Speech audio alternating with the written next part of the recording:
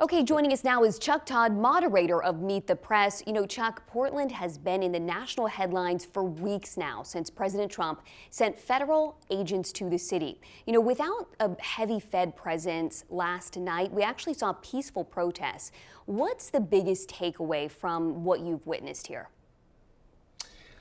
Look, the biggest one is implied in the question you just asked me, which is the fact that the decision to send in the feds escalated things, right?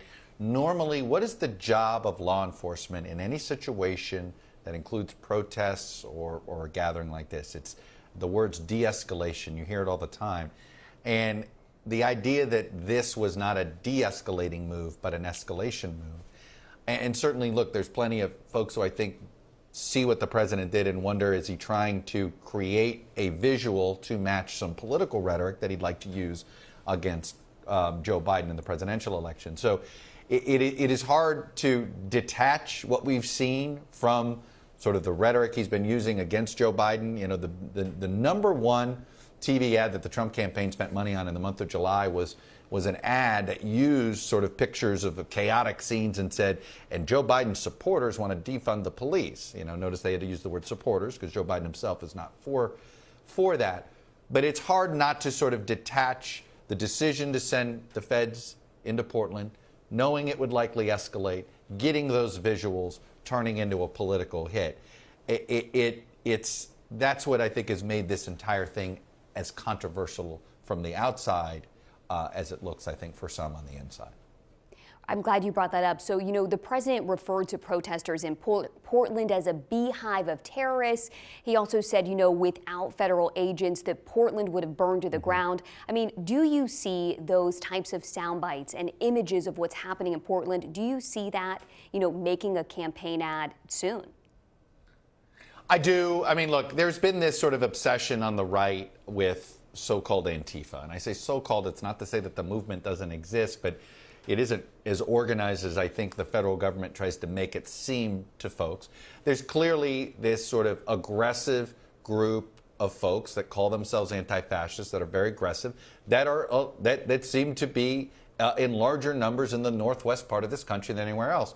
But this has been known for years. This is not a new phenomenon here. And so it does feel as if it was an attempt to conflate, because it's something that was already sort of a baked-in piece of rhetoric in here, this whole, Antifa, the Democrats have somehow become pro-Antifa, and it's left people going, first of all, what is that?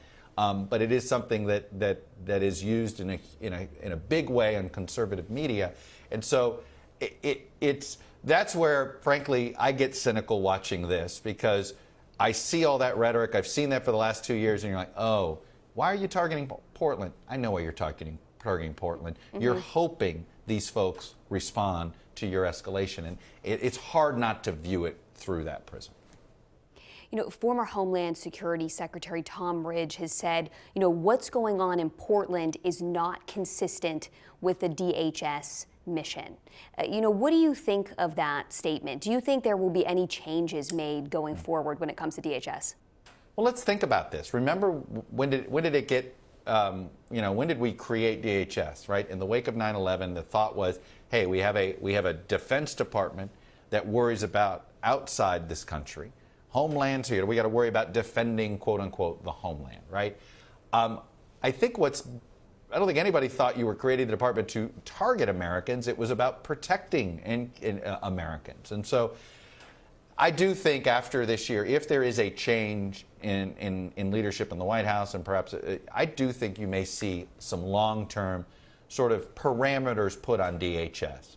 What is Border Patrol's job? You know, do you ever take people whose job is essentially Border Patrol, right, which is worrying about immigration, people coming in and out of the country, and using them to somehow escalate or de-escalate a protest situation domestically? So, yeah, I do think we're going to see some attempts. And frankly, I don't assume it all just comes from the left. There may be a left-right coalition here that says, hey, we need to put some parameters on whether we really want DHS to be used as a national domestic police force. Okay, I have to ask you about this. Here in Oregon, we obviously know a thing or two about mail-in voting. What is your reaction to all of this talk and controversy really surrounding mail-in voting? Well, you're right. I mean, you know, I remember 1995 when I covered the first Senate race that was all mail-in voting. That's how Ron Wyden became a United States Senator in that first special election. And in order to save money, you guys went all mail. It went well. And lo and behold, here we are some 25 years later, and you guys haven't really had a hiccup yet. Look, I have a theory as to why the president thinks this, and I'll just give you a quick statistic. In the state of Florida in the 2016 presidential, among voters who voted on Election Day, Donald Trump won those voters by double digits. Among voters who voted before Election Day, either via early voting in the state of Florida or mail-in voting, Hillary Clinton won by nearly the same margin, right? And now, balanced out, Trump narrowly carries Florida. The point is, in his head, mail-in voting advantaged Democrats. And so I think he's never disconnected the two. The problem is, you talk to a lot of Republicans, say Oregon Republicans, they're like, whoa, what are you doing? You're going to discourage our voters. You talk to Michigan Republicans who have older voters who don't want to go to the polls, who are Trump supporters, who are worried about the virus. So it is really actually, I think, caused a lot of headaches for local and state Republican parties across the country who regularly encourage people to do mail-in and absentee voting. It's been sort of a regular thing now for, I'd argue, nationally for at least a decade. All right, Chuck, that's all the time we have. Thank you so much for joining us. Just great insight as always.